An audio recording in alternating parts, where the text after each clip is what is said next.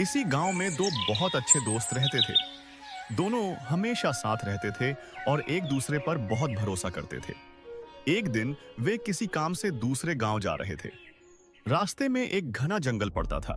जंगल में जाने से पहले दोनों ने एक दूसरे से वादा किया, अगर कोई मुसीबत आएगी तो हम दोनों मिलकर उसका सामना करेंगे। दोनों दोस्त जंगल में आगे बढ़ने लगे। थोड़ी दूर चलने के बाद अचानक सामने से एक बड़ा भालू आता हुआ दिखाई दिया। भालू को देखते ही एक दोस्त डर गया और फटाफट पास के पेड़ पर चढ़ गया। लेकिन दूसरा दोस्त पेड़ पर चढ़ना नहीं जानता था। उसे कुछ समझ नहीं आया। तभी उसे याद आया कि भालू मरे हुए इंसान को नहीं खाता। वह तुरंत जमीन पर लेट गया और अपनी सांस रोक ली। भालू पास आया, उसे सूंघा, इधर उधर देखा और फिर धीरे धीरे वहां से चला गया। थोड़ी देर बाद पेड़ पर चढ़ा हुआ दोस्त नीचे उतरा और बोला, दोस्त, भालू तुम्हारे कान में क्या कह रहा था?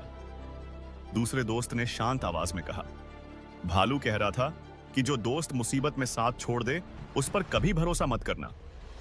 यह सुनकर पहला दोस्त बहुत शर्मिंदा हो गया। उसे अपनी गलती का एहसास हुआ। उसने अपने दोस्त से माफी मांगी और समझ गया कि सच्ची दोस्ती क्या होती है। सीख, मुसीबत में जो साथ दे वही सच्चा दोस्त होता है।